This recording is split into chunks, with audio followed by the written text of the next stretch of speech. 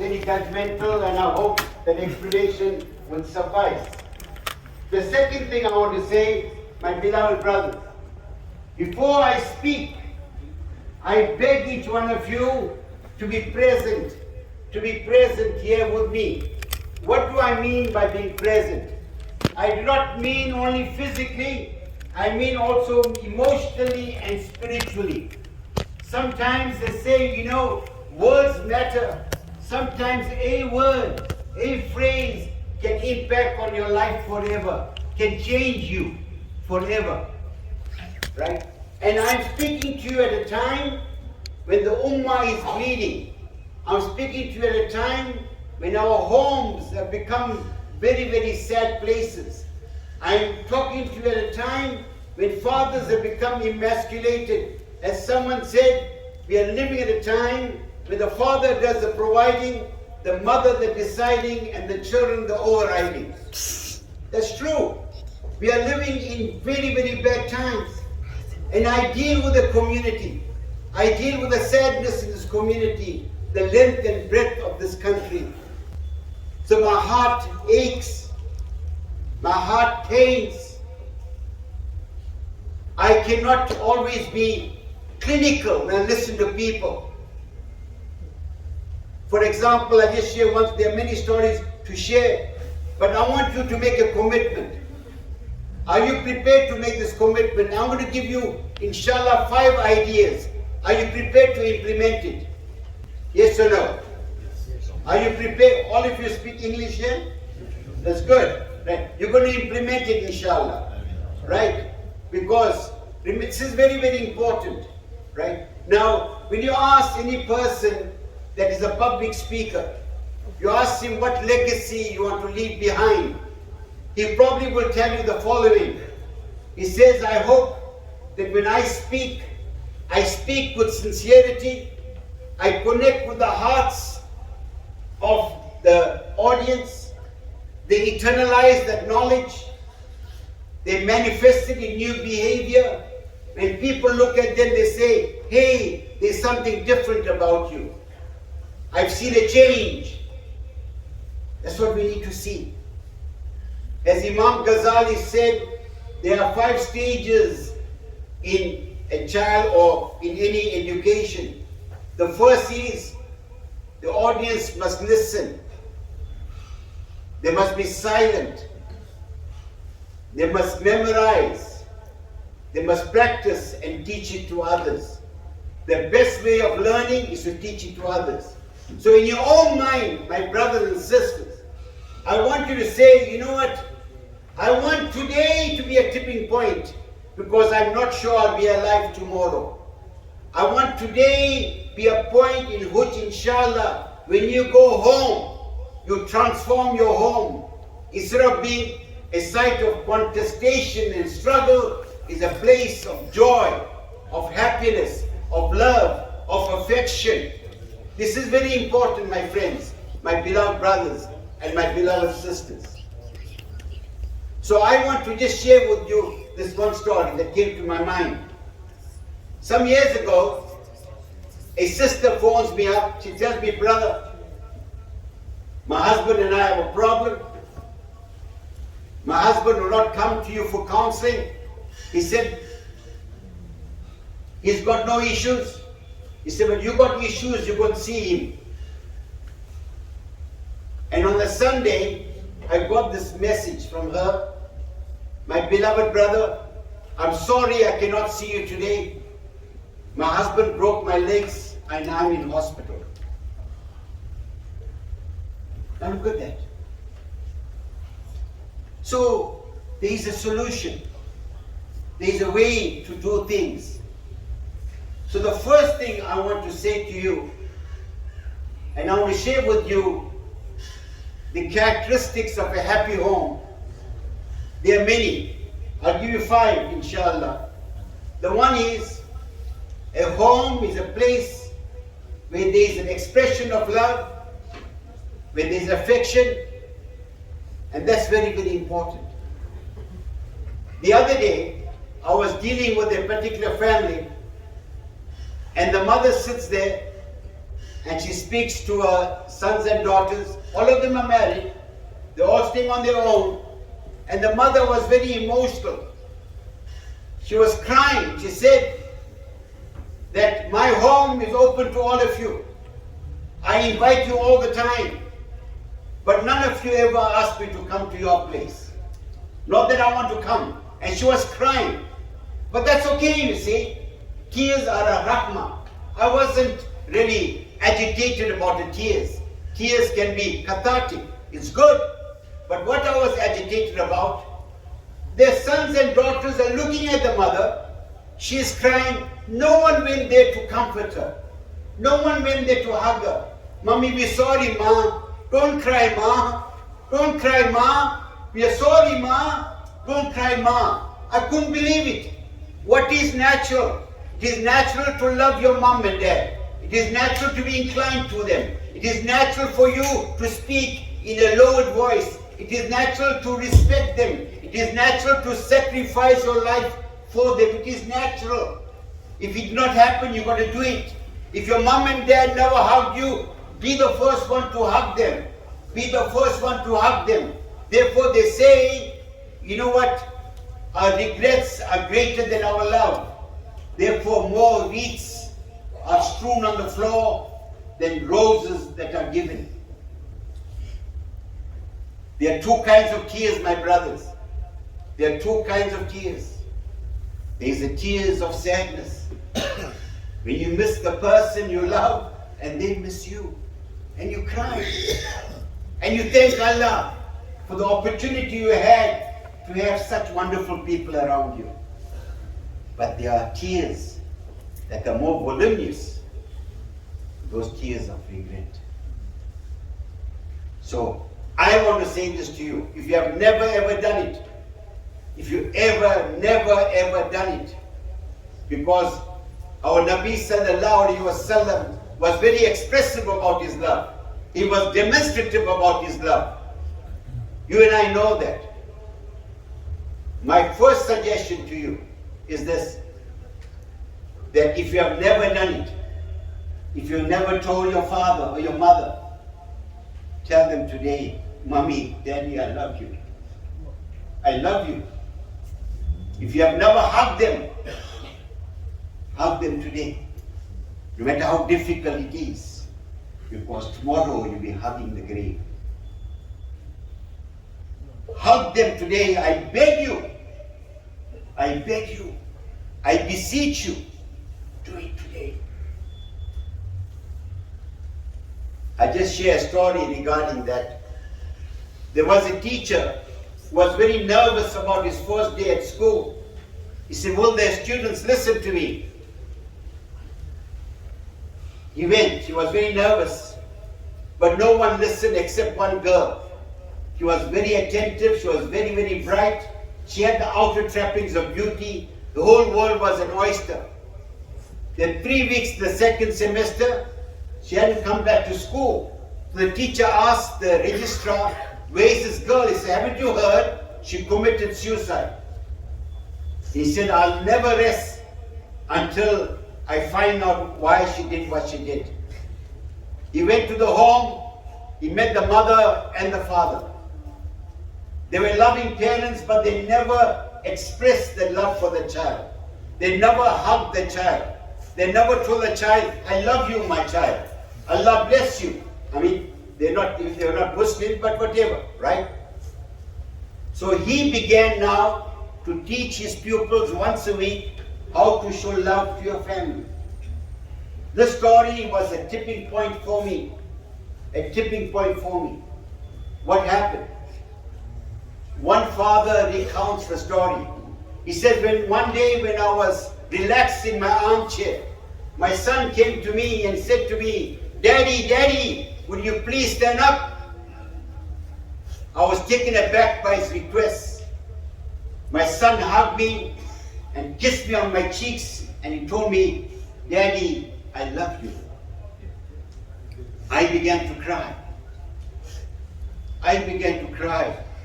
And I asked my son, why are you telling me this now? And my son replied, must I tell you when you are dead? Please, my brothers, for a believer, the only time you have is now, not tomorrow. The only time you have is now. No matter how, if your kids are big, if you have never told them, right? And I know, remember this, you may love your kids. If they have not experienced your love, that means you do not love them. Love is followed by action, is a manifestation. You understand? You know, when you say, you know, I really appreciate the plight of the poor, but you do nothing for the poor. What kind of appreciation is this?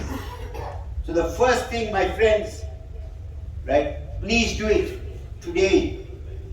Psychologists have said, if you do not change within 48 hours after a presentation, it's unlikely you're going to do it. Will you do it today, inshallah? Eh? Will you do that? Please. Please do it. Please do it. Please do it. Now, family is very, very important. The happiest place must be the home.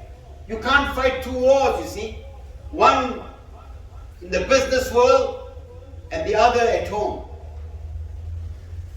You cannot fight two wars, my friends. We are living in very, very challenging times. So we want a home where there is tranquility, joy, and reciprocal understanding. And what is important is this: how can that understanding take place? It takes place when there is communication, when there is discussion, when you talk to each other, when you are physically and emotionally present at home. Therefore, I would recommend, when you're coming from work, you're coming home, you say to yourself, you make a dua, I say, Ya Allah, I'm coming home, Ya Allah. I want to come to a happy home, Ya Allah. When I come home, I want to hug my wife, my baby. I call her baby. Hey, what do you call your wife? I call my wife ﷺ. Hey, are you romantic yet? Are you romantic, yes or no?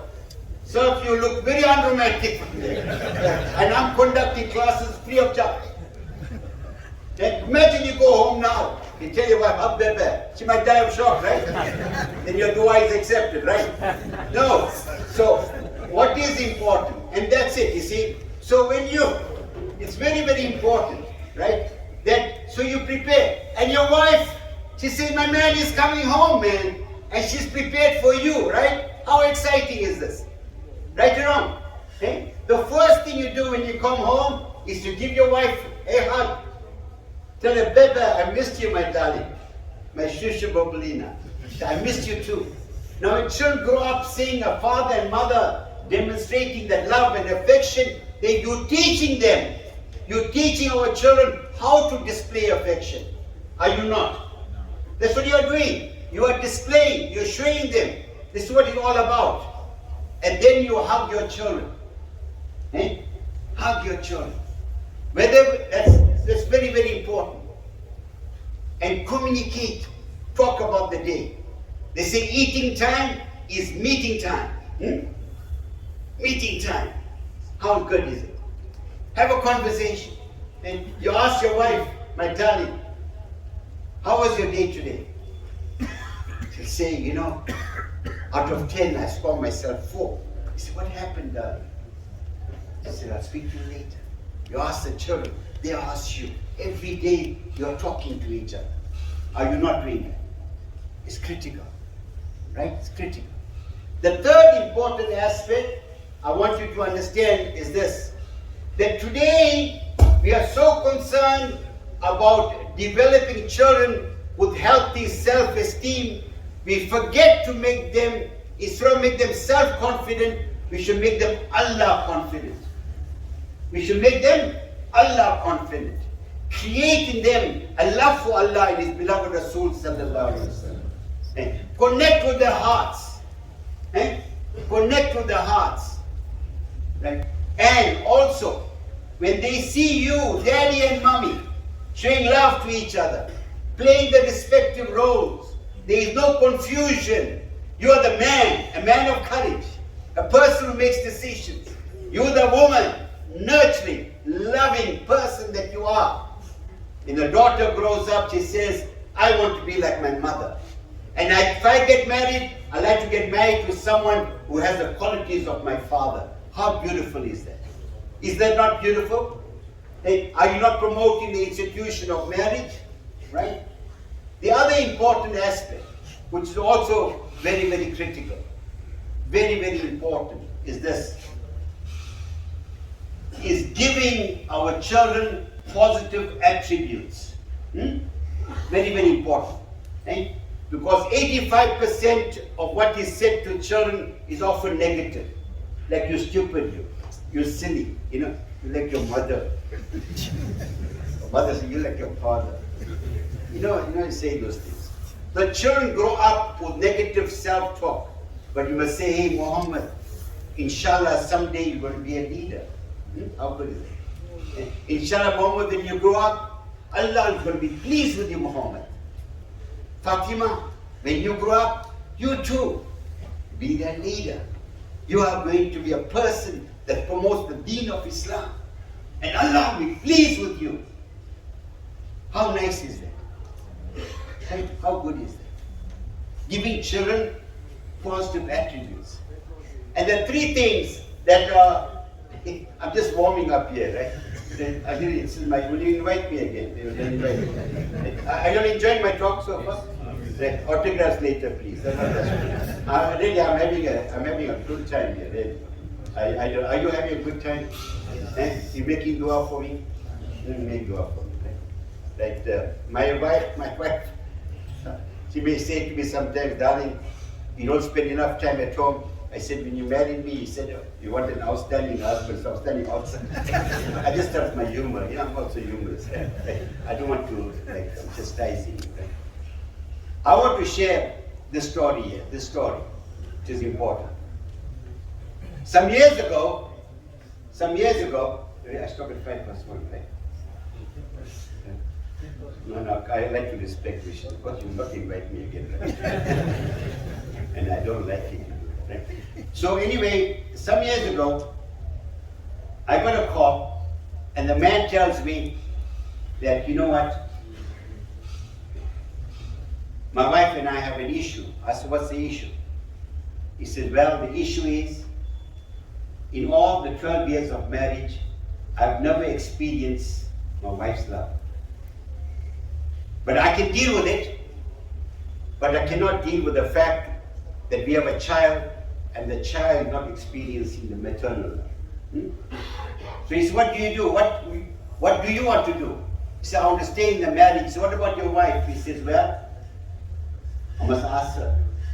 She says, I want to stay in the marriage, except my father said to me, if I don't come home now, I must never come back. You were having an ongoing issue. I said, you stay there. The love doctor will be there. Who's the love doctor? Who's the love doctor? Who? Me. The love doctor. I mean, surely you should know by now, right? So anyway, I went to the home about 12, 13, 15 years ago. I met the couple. I made them, whatever I had to do. Then I said to them, I told the husband to hold his wife's hand. And I told the wife, I want you to imagine your husband is your mother. Whatever feelings you have, pent up emotions, talk about it.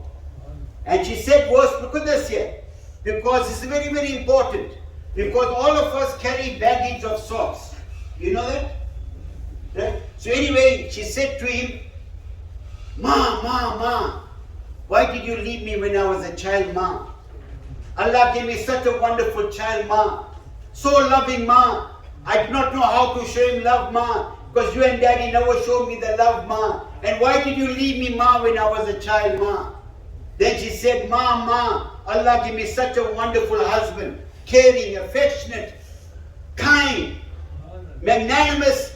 Yet I do not know how to respond to his love, Ma. Because I never saw you and Daddy loving each other, Ma. Why, Ma? And she's crying. He was crying and I was also crying, thanking Allah. And then they got up, they hugged each other. And she said, I have closure now. And the husband says, I now understand my wife. And that was a turning point. No one makes you a person that is unfeeling. You can't say, I'm not a hugger. I don't show emotion, that's me. You must accept me for what I am. I don't speak much. Come on, learn to speak, brothers and sisters. Hey, learn to speak, because really, leave everything out of the equation. My view is this: no one knows you better than your family, right or wrong. They know you. You may go out like a hero, I'm the man, right? So when my wife threatens to, I'm on a number of radio stations, she's going to phone, I'll just tell them I don't know this woman, right? What you say? So anyway, the critical thing is this: your Jannah, listen to these words, it's not so much who you are in the public forum, but who you are at home. Remember that. That's your Jannah. That's your Jannah. Your children need you and you need them for the eternal life. You understand what I'm saying to you? Okay, you think Allah will ignore the tears of a woman, the mother, your wife, would cry, say, Ya Allah, forgive my husband. He was a good man. It was through him I got to know you, the Prophet sallallahu alaihi wasallam. It was through him I learned generosity. It was through him I learned compassion and care. Forgive my husband. Met the kids making dua, Ya Allah, you gifted us with such a wonderful man. And he was a model for us, Ya Allah. Forgive my father. You think Allah is going to forgive? Will Allah forgive? Inshallah. Why not? Yes, why not? Why not? Right. So it's important, my friends, that when you go home, you do things differently. You sit down with the wife and say, come on, darling, what can we do differently? How can we be better parents? How can I be better than you, in terms of our relationship with you? What can I do? Right? And also, you see, you got to understand our sisters.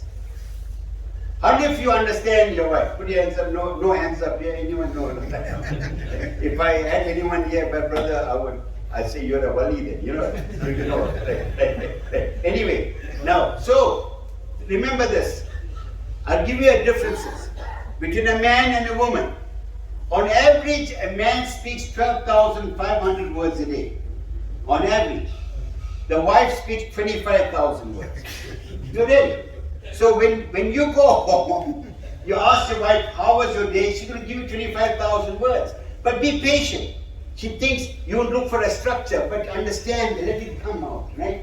I know, I jokingly said this also years ago. I saw one accident. I told my wife there was an accident.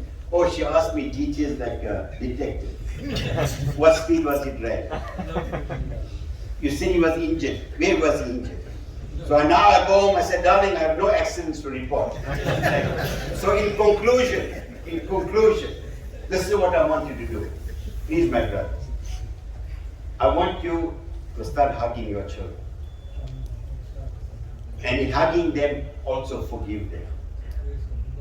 Right, one. Secondly, make sure in our home, the reading of the Quran is a vibrant thing every day. The third thing that we need to do is ask yourself, the Quran says clearly, save yourself and your family from the fire of hell. Ask yourself, are you doing that? What are you doing? Fourthly, have a sense of humor. Don't go home constipated. Not really. Some people come home constipated. They're not really, they come constipated. That's my husband, Mr. Constipation. You understand? Go with a smile. And give your wife, call her. If you're feeling shy, call her, says, darling, there's something, I'll give you a hug. And the last point I want to mention, it comes from my story of my mom and dad. Statistically, women outlive men. You know that? They make our life so hard we die before them. No. Statistically, women outlive men. But if the woman has to die before the man, in most cases the man dies soon after that. You know that? So, yes, that's true, right? Sheikh, you must sit here. I like what you are saying. Give me support there. Right. Now, so the thing is, my mother passed away before my father. So I'm sitting with my father the day after the janazah in the bedroom. I said to my father, Daddy, Daddy, you and I did not know Allah gave us an angel. They say, love knows not his own death except at the hour of parting. My father put his head down. He said, what can I do, son?